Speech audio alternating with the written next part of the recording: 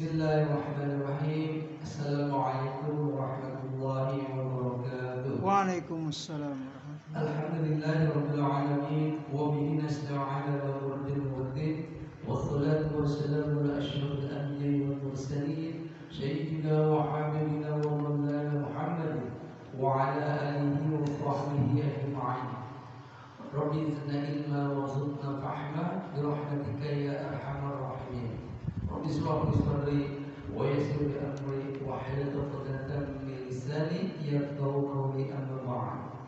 Syukur alhamdulillah senantiasa kita panjatkan kehadirat Allah Subhanahu wa taala atas karunia dan nikmatnya, terutama nikmat iman wal Islam, nikmat sehat walafiat, nikmat panjang umur, juga nikmat kesempatan, sehingga pada pagi hari ini kita masih menunaikan kewajiban kita, yaitu sholat subuh secara berjamaah yang kita laksanakan dan akan kita lanjutkan juga kemudian. Sholawat sering salam tercurahkan kepada baginda kita Nabi besar Muhammad sallallahu alaihi wasallam, keluarga, sahabat serta umat Islam yang istiqomah dengan sunnah-sunnahnya. Mudah-mudahan kita dapat menjalankannya dengan harapan pada akhir Syaban yaumul qiyamah nanti. Amin ya rabbal alamin. Jamaah sholat subuh yang dirahmati Allah, kita akan melanjutkan kajian kita pada pagi hari ini masih seputar mengenai sholat, dan tema hari ini yaitu hukum basmalah dalam sholat. Para ulama ada perbedaan pendapat mengenai hukum membaca basmalah setelah membaca dua intitan dan ta'awudz. Secara umum pembahasan mengenai masalah ini harus diawali dengan pembahasan apakah basmalah itu bagian dari Al-Fatihah. Bagi ulama yang berpendapat basmalah adalah bagian dari Al-Fatihah, maka wajib membaca basmalah sebagaimana wajibnya membaca Al-Fatihah yang merupakan rukun sholat. Lalu bagi ulama yang berpendapat ia bukan bagian dari Al-Fatihah, mereka pun berbeda pendapat mengenai hukum membaca basmalah. Lalu pertanyaannya, apakah bagian dari Al-Fatihah basmalah? Para ulama sepakat bahwa basmalah adalah termasuk ayat Al-Quran dalam kitab Al-Mawsu'ah Al-Fiqhiyah, karena memang basmalah terdapat dalam salah satu ayat Al-Quran di dalam surat Al-Kaml ayat 30, yang artinya sesungguhnya surat itu dari Sulaiman, dan sesungguhnya isinya dengan menyebut nama Allah yang Maha Pemurah lagi Maha Penyayang. Namun terdapat perselisihan yang sangat kuat di antara para ulama mengenai apakah basmalah itu bagian dari surat Al-Fatihah, karena jika ditinjau dari segi riwayat qiraah, dalam sebagian qiraah yang sahih basmalah bukan bagian dari Al-Fatihah, dan dalam sebagian qiraah yang lain basmalah merupakan bagian dari Al-Fatihah.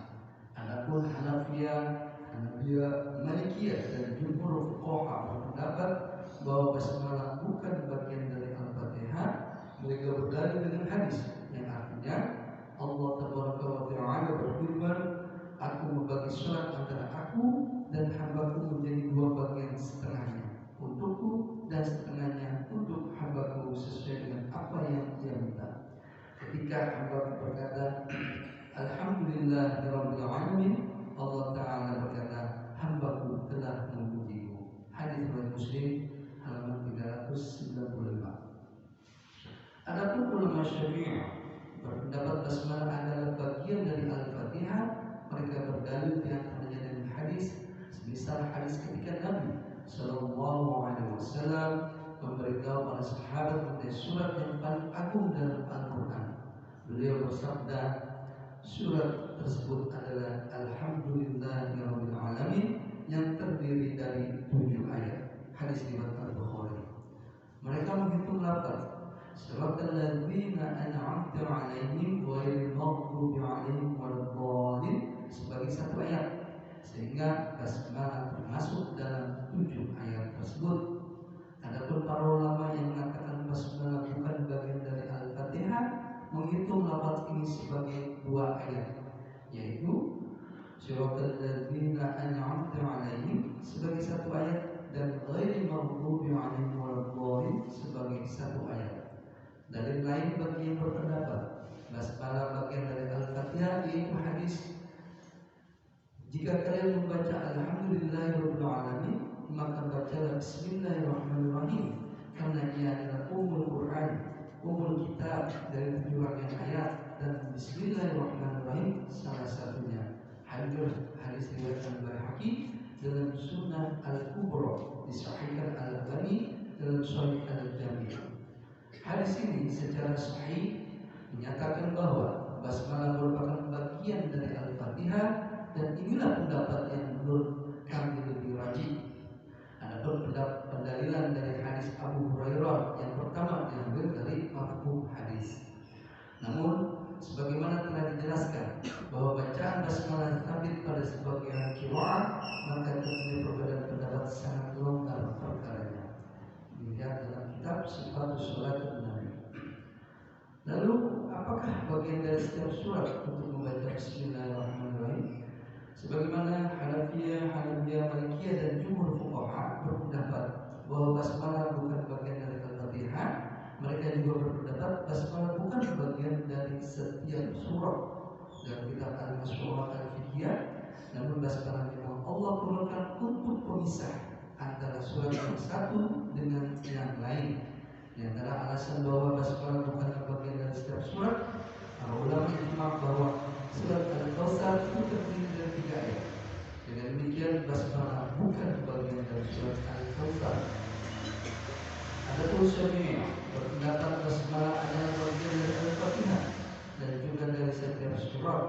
Dalam kitab Al-Masyu'ah Al-Fiqhiyah, di antara alasannya adalah bahwa para sahabat Nabi mengumpulkan Al-Quran dan menulis basmalah di setiap awal surat.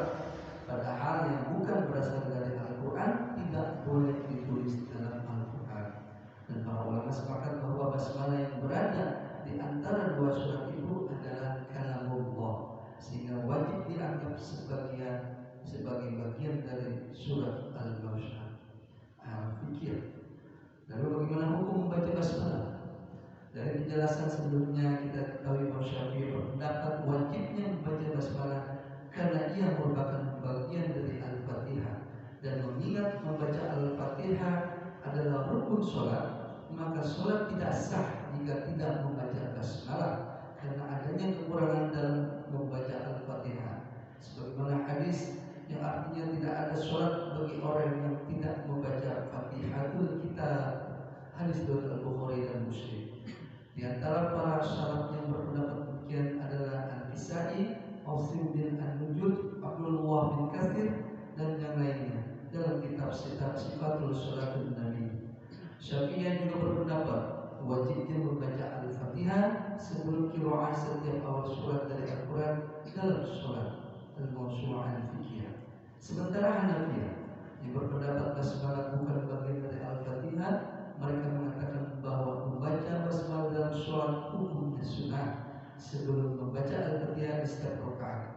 Disunahkan membaca basmalah sebelum Al-Fatihah karena dalam rangka tabarruk dengan basmalah. Adapun sebagian selain Al-Fatihah tidak disunahkan. Namun Malikiyah berpendapat tidak disunahkan untuk membaca basmalah sebelum qiraat setelah Al-Fatihah. Sedangkan menurut Hanabilah sunnah hukumnya baik sebelum Al-Fatihah maupun sebelum qiraat, dan Malikiyah membolehkan tasmiyah sebelum Al-Fatihah ataupun sebelum qiraat. Pendapat yang masyhur dari Malikiyah yang juga berpendapat basmalah bukan bagian dari Al-Fatihah, mereka mengatakan bahwa membaca basmalah sebelum Al-Fatihah ataupun qiraat hukumnya makruh. Mereka berdalil dengan hadis Anas bin Malik yang artinya, aku sholat bersama Rasulullah SAW, Abu Bakar, Umar dan Utsman, dan aku tidak mendengar mereka membaca Bismillahirrahmanirrahim. Hadis riwayat Muslim. Namun ada riwayat dari Imam Malik bahwa beliau berpendapat boleh, dan diriwayatkan lain dari Malikiyah yang mengatakan hukumnya wajib. Kesimpulannya, khilaf dalam masalah ini berporos pada masalah apakah basmalah itu termasuk Al-Fatihah atau tidak, dan apakah ia termasuk bagian dari setiap surat atau tidak. Maka dalam hal membaca basmalah atau tidak membaca basmalah perkara pelonggaran. Hukum mengeraskan bacaan basmalah. Para ulama sepakat bacaan basmalah dibaca dengan sir pada syarat yang sir. Namun masyhur di kalangan para ulama bahwa mereka berbeda pendapat apakah membaca basmalah sebelum Al-Fatihah itu dikeraskan atau jahar ataukah secara sir pada syarat yang jahar. Pendapat pertama, sebagian ulama berpendapat basmalah disunahkan dibaca secara keras atau jahar. Di antara yang berpendapat demikian adalah ulama Syafi'iyah. Mereka berdalil dengan dalil-dalil yang menyatakan bahwa basmalah adalah bagian dari Al-Fatihah, maka dibaca secara jahar sebagaimana Al-Fatihah. Selain itu mereka juga berdalil dengan beberapa hadis, di antaranya yang artinya Abu Muhammad Abdullah bin Ishaq al-Adil di Baghdad menuturkan kepadaku, Ibrahim bin Ishaq bin As-Saraz menuturkan kepadaku, Uqbah bin Muqram Ad-Dini menuturkan kepadaku, Yunus bin Bukair menuturkan kepadaku, Mis'al menuturkan kepadaku dari Abu Hurairah. Ia berkata, Rasulullah SAW biasanya menjaharkan Bismillahirrahmanirrahim. Hadis riwayat Al-Hakim. Uqbah bin Muqram Ad-Dini dikatakan oleh Ibnu Hajar Saduq, sedangkan Yunus bin Bukair diperselisihkan seharusnya. Sebagian ulama mentausiknya sebagaimana salah satu riwayat dari Ibnu Ma'in, namun An-Nasai mengatakan ia dhaif.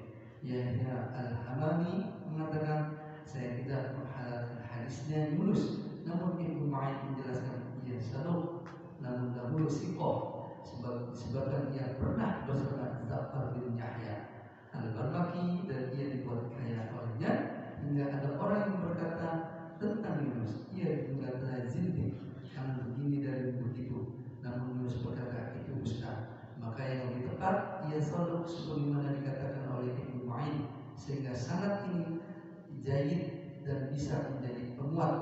Namun riwayat ini tidak secara sahih menyatakan bahwa Rasulullah mengeraskan basmalah ketika sholat. Selanjutnya dari Abu Bakr Al-Haris Al-Faqih mengabarkan kepadaku, Ali Umar Al-Habis mengabarkan kepadaku, Abu Abdullah Muhammad, dan terakhir Al-Ala bin Abdurrahman bin Yaqub dari ayahnya Abu Hurairah bahwa Rasulullah SAW jika mengimami orang-orang, beliau menjaharkan bacaan Bismillahirrahmanirrahim. Hadis riwayat Al-Baihaqi. Demikian sementara mengenai hukum membaca tentang Bismillahirrahmanirrahim, dan ini sangat jelas, panjang sekali dan ditinjau dari berbagai mazhab, dan tentunya ini bukan perkara yang sempit, artinya boleh mengucapkan basmalah, ada yang boleh tidak mengucapkan basmalah. Semua ini memang berdasarkan perbedaan para ulama, karena di sini dijelaskan ada yang mengatakan atau berpendapat basmalah merupakan bagian surat Al-Fatihah, ada juga yang merupakan basmalah bukan bacaan bagian dari surat Al-Fatihah. Dan memang masing-masing pendapat ini dikuatkan oleh dari hadis dan bahkan di dalam surat Al-Quran. Tadi sudah dijelaskan bahwa para ulama seperti Syafi'iyah berpendapat basmalah adalah bagian dari Al-Fatihah. Kalau kita memang mengikuti mazhab Syafi'iyah, jadi kita membaca basmalah sebagaimana yang tadi dijelaskan, dan ini merujuk kepada sabda Nabi SAW di riwayat Al-Bukhari, di mana di situ dijelaskan surat tersebut adalah Alhamdulillahirabbil alamin yang terdiri dari 7 ayat, di mana dihitung lafaznya surat Al-Ladzina an'amta 'alaihim ghairil maghdubi 'alaihim waladdallin itu sebagai 1 ayat, sehingga basmalah termasuk dalam 7 ayat tersebut. Namun para ulama mengatakan basmalah yang bukan bagian dari Al-Fatihah menghitung surat Al-Ladzina an'amta 'alaihim sebagai 1 ayat dan ghairil maghdubi 'alaihim waladdallin sebagai 1 ayat, sehingga itu menjadi ayat yang terpisah jadi 2 ayat. Kemudian apakah membaca basmalah itu setiap bagian dari surat? Dan ini juga perbedaan pendapat. Namun basmalah memang Allah turunkan untuk pemisah antara surat yang satu dengan surat yang lain. Di antara alasan bahwa basmalah bukan bagian dari setiap surat, para ulama ijma bahwa surat Al-Kautsar itu terdiri dari 3 ayat. Dengan demikian basmalah bukan bagian dari surat Al-Kautsar. Bagaimana mazhab Syafi'iyah berpendapat basmalah adalah bagian dari Al-Fatihah dan juga dari setiap surat. Lalu hukum membaca basmalah. Jadi di sini pun ada perbedaan pendapat.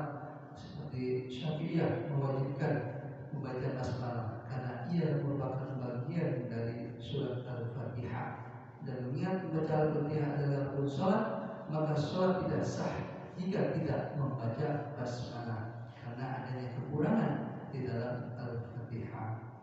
Namun di antara para salaf yang berbeda pendapat juga di sini dijelaskan bahwa basmalah bukan bagian dari Al-Fatihah. Mereka mengatakan bahwa basmalah dalam sholat hukumnya sunnah sebelum membaca Al-Fatihah di setiap rakaat.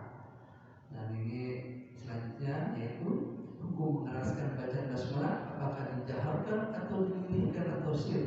Di sini pun ada perbedaan dan sudah dibahas sedikit.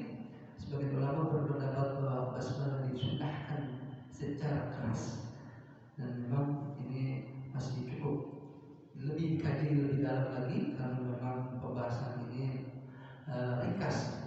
Oleh karena itu pentingnya kita terus belajar dan tentunya itu menjadi bagian dari kita, terutama dalam ilmu yang memang ini akan menjadikan dalam sholat kita, terutama ibadah itu yang merupakan salah satu yang pertama kali akan dihisab jauh lebih baik.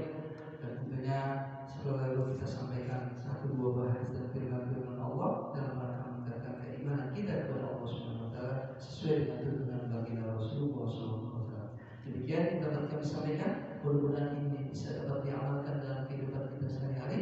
Mohon maaf atas segala kekurangannya. Wabillahi taufiq wal hidayah. Wassalamualaikum warahmatullahi wabarakatuh. Waalaikumsalam.